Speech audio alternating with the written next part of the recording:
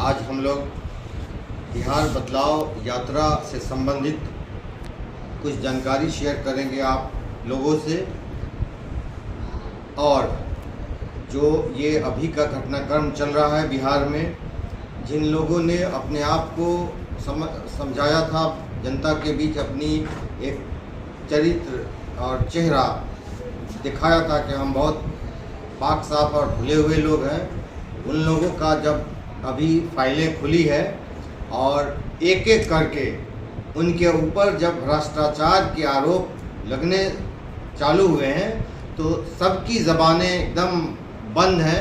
कोई अपनी सफाई और प्रतिक्रिया नहीं दे रहा है, सिवाय एक संजय जायसवाल के, जिन्होंने एक तरह से अपनी भ्रष्टाचार और इन मतलब आरोपों में संलिप्तता का जवाब देने के बजाय वो दूसरे तरह के प्रकरण यूज़ कर रहे हैं। तो अभी हम लोग ये देख रहे हैं कि हर दिन एक बीजेपी के नेता का, मंत्री का फाइल जब खुल रहा है तो आप समझ लीजिए कि दिलीप जायसवाल से जो शुरू हुई थी, दिलीप जायसवाल ने कैसे माइनॉरिटी समुदाय के एक मेडिकल कॉलेज को कैसे कब्ज़ा कर लिया, और उसमें शुरू के दिनों में वो क्लर्क हुआ करते थे, और जब राबड़ी देवी की सरकार बिहार में थी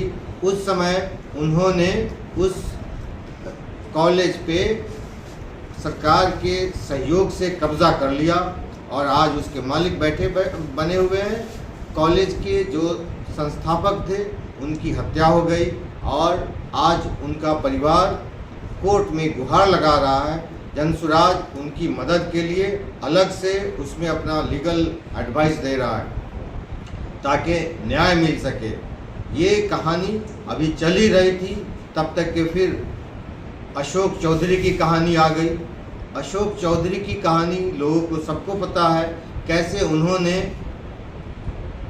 200 करोड़ की ज़मीन अपने परिवार और सगे संबंधियों के नाम से एक ट्रस्ट के माध्यम से अर्जित कर ली। सिर्फ 2 साल के अंदर उनकी बेटी सांभवी पे भी आरोप लग रहे हैं। अभी इसी बीच मंगल पांडे की भी कहानी लोगों को पता चली। मंगल पांडे जो कॉटन बैंडेज के में कमीशन खोरी के लिए जाने जाते हैं, यही न सिर्फ यही बल्कि इनके और भी दूसरे नेता, जैसे संजय जायसवाल का तो बताया मैंने, इन्होंने जो वहाँ पेट्रोल पंप में इनके जो वहाँ के मतलब कॉरपोरेशन की गाड़ियों का तेल भरा जाता था तो 10 का 20 बिल दिया जाता था, और उसमें ये पूरी तरह से आरोपित हैं। और वहाँ का जो लोकल बॉडी है, लोकल जो वहाँ की बॉडी है, वहाँ की मेयर का और उस पूरे वहाँ के जो कॉरपोरेशन के प्रोसीडिंग्स में ये लिखा हुआ है कि इन्होंने कैसे पैसे का गबन किया। और जिस पेट्रोल पंप के पास एक फ्लाईओवर को इन्होंने सालों साल रोक के रखा, उसके फ्लैश बदलवा दिए, वहाँ इन्होंने एक तख्ती भी लगाई थी कि इस क्या कहते हैं, फ्लाईओवर के अप्रोच पथ की देरी का कारण मैं नहीं हूँ, राज्य सरकार है। भाई आप क्यों सफाई दे रहे हो? जब राज्य सरकार देरी कर रही है तो फिर इसमें सफाई देने की क्या ज़रूरत है कि आपकी वजह से देरी नहीं हो रही है? तो 10 साल तक आप अगर कोई गया हो तो याद कीजिए कितनी दिक्कत होती थी छावनी पे आपको गुजरने में, क्रॉस करने में गुमटी। ये श्रीमान उसके लिए दोषी हैं और पेट्रोल पंप में पेट्रोल की चोरी के भी ये आरोपी हैं। तो इस तरह से ये कहानी और आगे बढ़ती है और अब सब लोग जानते हैं सम्राट चौधरी जो मतलब शुरुआत से ही उनके पिताजी घूमते हुए सारे पार्टियों में यहाँ तक पहुँच गए। ये भी कई बार पिछली सरकारों में राजद की सरकारों में मंत्री थे, आज बीजेपी की सरकार में मंत्री हैं, तो इन्होंने भी वो उस तरह के ऐसे कारनामे किए हैं जो अभी समाज के सामने आ चुका है। और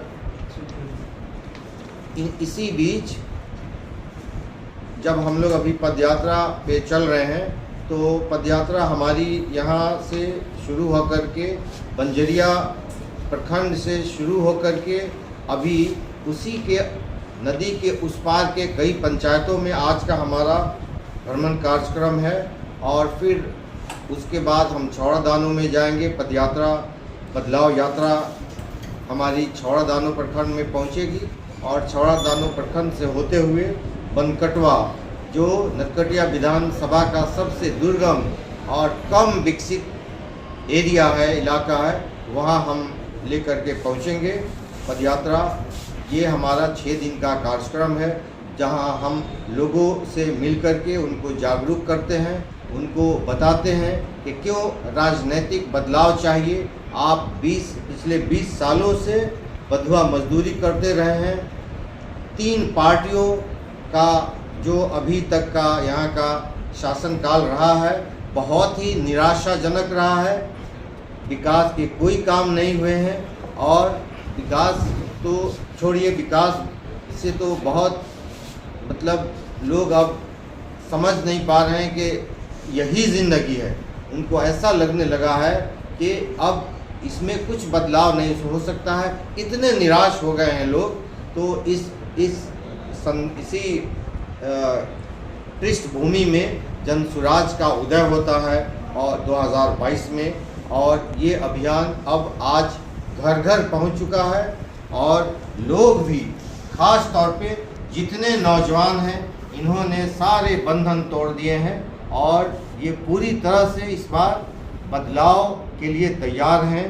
पूरे ही बिहार के नौजवान इस बार अपनी तकदीर खुद लिखेंगे और अब वो आरजेडी, जदयू और बीजेपी का एक तरह से यहाँ से सफाया करके रहेंगे। सर, संजय जायसवाल कह रहे हैं प्रशांत किशोर किसी हाल में अब जेल जाना ही होगा।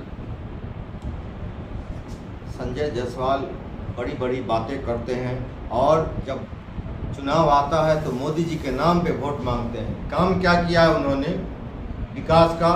कोई ऐसा काम जो यहाँ पे उन्होंने किया हो? 15 साल हो गए। ये क्षेत्र सबसे पिछड़ा हुआ है। बेतिया लोकसभा क्षेत्र सबसे पिछड़ा हुआ है। यहाँ कभी बाढ़, कभी सूखा, सड़कों का तो ये बुरा हाल है कि आप सब लोग अगर भ्रमण करो तो आप खुद ही उसका वीडियो करके देख लो भाई, इतनी बदहाली है। एक भी उन्होंने नौजवान को रोज़गार दिया हो, एक फैक्ट्री इंडस्ट्री लगा दिया हो कहीं पे भी? जिनके नाम पे वो वोट मांगते हैं, मोदी जी गुजरात में हर दूसरे गांव में फैक्ट्री लगाए, उन्हीं के वो अनुयायी हैं और उनके नाम पे वोट मांगते हैं। अगर अपना कुछ काम किए होते तो अपने लिए वोट, अपने काम पे वोट मांगते। वो ऐसे आदमी की क्या बात कर रहा है? सर, एक बात रहता है सर, आप लोग सिर्फ डॉक्टर शमीम अहमद पर आरोप लगाते हैं। वही आपका सांसद विधायक सांसद जो बीजेपी से हैं, वो उनका कभी आरोप नहीं लगाया जाए। क्या बोले, संजय जायसवाल कुछ नहीं किया है। नरकटिया विधानसभा में एक लॉलीपॉप तक सही से नहीं दे पाए हैं, छठ घाट के अलावा कहीं रोड का बढ़िया रोड का निर्माण नहीं करा पाए हैं। और आप लोग डॉक्टर शमीम का इसी पर आरोप लगाते हैं, क्यों? नहीं, आपको गलतफहमी हो गई है। विधायक और सांसद दोनों बराबर के दोषी हैं। इन दोनों के कारण इस विधानसभा का और लोकसभा का ये बुरा हाल है। इन लोगों ने आज तक, मैंने अभी तो आपको कहा कि अगर कुछ काम ही किया होता तो एक लालू के नाम पे और दूसरा मोदी के नाम पे वोट मांगता है। काम के नाम पर अगर ये वोट मांगते तो इनके पास अगर कुछ दिखाने के लिए काम होता तब तो ये वोट मांगते। तो ये लोग सिर्फ जनता को ठगा है इन्होंने, समाज और इस क्षेत्र को एक तरह से इन्होंने मतलब गर्त में डाल दिया है। ये नरकीय स्थिति पैदा कर दी है इन लोगों ने और इसी का नतीजा है कि ये क्षेत्र आज विकास से कोसों दूर है।